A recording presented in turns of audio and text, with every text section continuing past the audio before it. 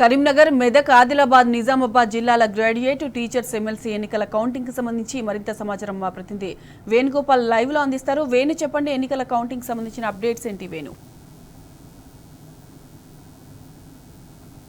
Good morning Sai Madhavi. అంటే ఫిబ్రవరి 27న MLC ఎన్నికలకు సంబంధించి పోలింగ్ జరిగింది. దానికి సంబంధించి ఈరోజు 3వ తారీఖు అంటే ఇది అంబేద్కర్ స్టేడియంలో పట్టభద్రులు మరియు ఉపాధ్యాయులకు సంబంధించినటువంటి కౌంటింగ్ ప్రక్రియ ప్రారంభం చెప్పాలి. అంటే 8 గంటల నుంచే ఈ ప్రక్రియ ప్రారంభమైంది. ముందుగా చూసుకుంటే ఇప్పటికే ఈ అంబేద్కర్ స్టేడియం చుట్టూ కూడా 3 అంచెల భద్రతా వలయం ఏర్పాటు చేసినటువంటి పరిస్థితి మనకు కనిపిస్తుంది. ఇంకోవైపు 21 టేబుల్లు పట్టభద్రుల కోసం, 14 టేబుల్లు ఉపాధ్యాయుల దానికోసం, మరోవైపు బ్యాలెట్ అంటే పోస్టల్ బ్యాలెట్ కోసం 1 టేబుల్ ఏర్పాటు చేశారు.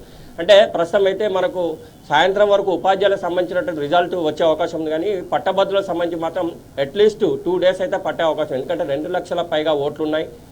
మొదటగా వీరు అన్ని కూడా ఈ బ్యాలెట్ పేపర్లు అన్ని కూడా కట్టలుగా కట్టి డ్రమ్ములో వేస్తారు. వీరికి సంబంధించి ఎవరైతే ఎన్నికలు నిలబడ్డారో వారికి సంబంధించిన ఏజెంట్లను ఒక్కొక్కరిని కూడా ఒక్కొక్క టేబుల్ వద్ద వారికి అవకాశం ఉంటుంది. ఇంకోవైపు ఏంటంటే లోపల సీసీ కెమెరాల నిఘాలో ఈ కౌంటింగ్ ప్రక్రియ ప్రారంభమవుతుంది. ఇంకోవైపు సెల్ ఫోన్లు కానీ ఎలక్ట్రానిక్ వస్తువులు ఏవి కూడా తేవద్దని చెప్పి ఇప్పటికే నియమం చెప్పినటువంటి పరిస్థితి కనిపిస్తుంది. చూడొచ్చు మన విజువల్ ద్వారా కూడా ఇదే స్టేడియంలో, అంబేద్కర్ స్టేడియంలో దీనికి సంబంధించి ప్రక్రియ ప్రారంభం. అంటే కరీంనగర్, ఆదిలాబాద్, నిజామాబాద్, మెదక్ జిల్లాల పట్టభద్రులు చూసుకుంటే ఇటు గ్రాడ్యుయేట్ స్థానానికి 56 మంది పోటీలో ఉన్నారు సాయి మాధవి. టీచర్ స్థానాన్ని చూస్తే 15 మంది.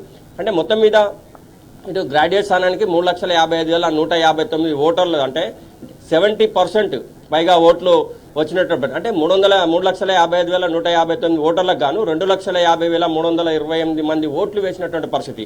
అంటే ఇంకోవైపు టీచర్ స్థానం ఇది 27,088 మంది ఓటర్లు ఉంటే ఇలా 24,968 మాత్రమే తమ ఓటుకు వినియోగించుకున్నటువంటి పరిస్థితి. అంటే ఈ పట్టభద్రుల కానీ ఇటు ఉపాధ్యాయుల చూసుకుంటే ఉపాధ్యాయులది మాత్రం సాయంత్రం కానీ ఆ రాత్రి వరకు కూడా వచ్చే అవకాశం అయితే స్పష్టంగా కనిపిస్తుంది. నిన్ననే మాక్ పోలింగ్ కూడా చేశారు, మాక్ కౌంటింగ్ కూడా చేసినటువంటి పరిస్థితి.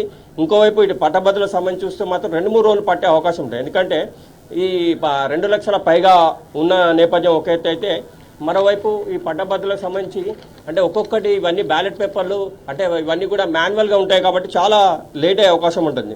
పోలైన ఓట్లలో 50% పైగా ఓట్లు వచ్చిన వారిని విజేతగా ప్రకటించే అవకాశం ఉంటుంది. పట్టభద్రుల స్థానంలో కూడా 2,50,328 మంది బ్యాలెట్ పేపర్లు ఉంటాయి కాబట్టి లెక్కింపు అట్లీస్ట్ 2 రోజులు పట్టే అవకాశం అయితే పక్కా ఉంటుందని చెప్పవచ్చు.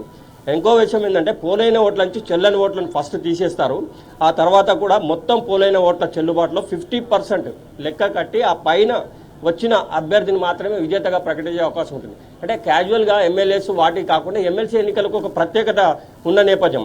మొదటి ప్రాధాన్యత ఓటు, 2వ ప్రాధాన్యత ఓటు, 3వ ప్రాధాన్యత, ఇవన్నీ కూడా ఉండేటువంటి పరిస్థితుల్లో లేట్ అయ్యే అవకాశం ఉంటుంది. ముందుగా అయితే బ్యాలెట్ పేపర్లు కట్టలు కడతారు, కట్టలు కట్టి అన్ని కూడా డబ్బాల్లో వేస్తారు. మొదటి ప్రాధాన్యత ఏ ఒక్కరికి సగానికి పైగా వచ్చినా కూడా ఓట్లు ఒకవేళ మొదటి ప్రాధాన్యత ఓట్లను లభించకపోతే ఎలిమినేషన్ ప్రక్రియ ప్రారంభిస్తారు. ఇంకోవైపు ఇందులో అందరికంటే కూడా తక్కువ ఓట్లు ఎవరికైతే వస్తాయో ఆ ఓట్లతో 2వ ప్రాధాన్యత ఓట్లను కల్పిస్తారు. అంటే మొత్తం మీద అభ్యర్థులకు సంబంధించి ఈ తక్కువ ఓట్లు ఎవరికి వస్తాయో ఇవన్నీ కూడా ట్రాన్స్ఫర్ చేస్తారు మొదటి ప్రాధాన్యత ఓట్లకు సంబంధించి. అంటే ఎలిమినేషన్ పూర్తయిన తర్వాత ఎక్కువ ఓట్లు సాధించిన అభ్యర్థులు మాత్రమే గెలిచినట్టుగా ప్రకటించే అవకాశం ఉంటుంది. అంటే పట్టభద్రుల ఓట్లలో 2 లక్షల పైగా ఉన్న నేపథ్యంలో లెక్కింపు ప్రక్రియ అయితే ఆలస్యమయ్యే అవకాశం ఉంది. ఏదేమైనా కానీ మొత్తం మీద అంబేద్కర్ స్టేడియం విషయానికి వస్తే అంబేద్కర్ స్టేడియంలో ఇప్పటికే పోలీసులు పెద్ద ఎత్తున బందోబస్తు ఏర్పాటు చేశారు. ఎవరిని కూడా చుట్టుపక్కల ప్రాంతాల్లో అంటే 3 అంచెల భద్రతా వలయం ఉంది.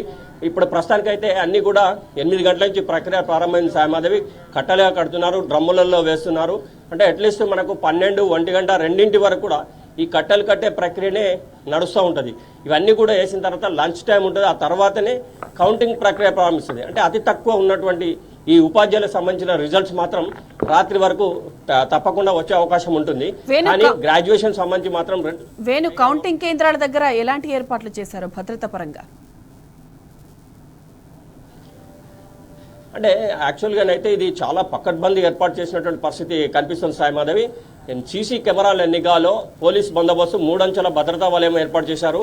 ఎక్కడ కూడా ఎలాంటి అవాంఛనీయ సంఘటనలు జరగకుండా స్టేడియం చుట్టూ కూడా పోలీస్ భద్రతా వలయం ఉంది. ఇంకోవైపు లోనికి కూడా రావాలంటే కూడా ప్రతి ఒక్కరు కూడా ఐడి కార్డు చూపెట్టాల్సిన అవసరం ఉంది.